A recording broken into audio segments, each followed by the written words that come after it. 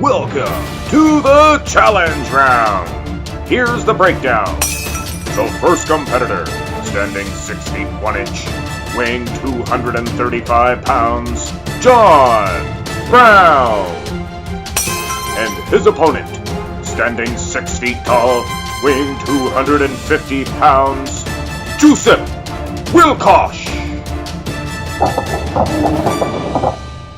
And we begin this 1980s matchup with the front relaxed as usual. A little bit of a difference there, I guess.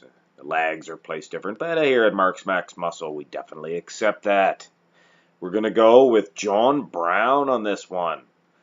I will say Joseph Wilkosh has an amazingly large head, especially in comparison with John Brown, who perhaps has a little bit of a smaller head, but wow, look at the cranium on Joseph. But we're not here to make fun of him. Anyway, let's head into the first pose. Here in the front double bicep, and I'm afraid we're going to have to go with John Brown once again. This is very surprising to me, very surprising indeed, as I figured Joseph would have taken care of business easily. But the small waist and things of that nature and just the flow is just edging a victory out. Now, I say edging because in the first comparison as well, Joseph is winning in the conditioning department. And he's done his homework for sure. But here at Mark's Max Muscle, we've definitely taken into consideration the aesthetics as well. And John Brown, look at the small waist. It's just destroying Joseph. But there's 2 points for John Brown, so let's head into the next pose. Here in the side tricep pose, and this was a thinker, in my opinion. I decided to lean on the favor of Joseph Wilkosh because his tricep, I feel, is just all that much more meatier and thicker than one John Brown. Although I will say this one would have easily have went in the favor of John Brown if I really focused on the aesthetics. But I guess in this one here, Joseph is perhaps getting a little bit of a gift, depending on how you look at it. I just feel that Joseph's side tricep was always one of my favorite poses. But anyway, let's head into the following pose. Here in the side chest, and this was another close one. I will say John Brown has an incredible set of wheels there.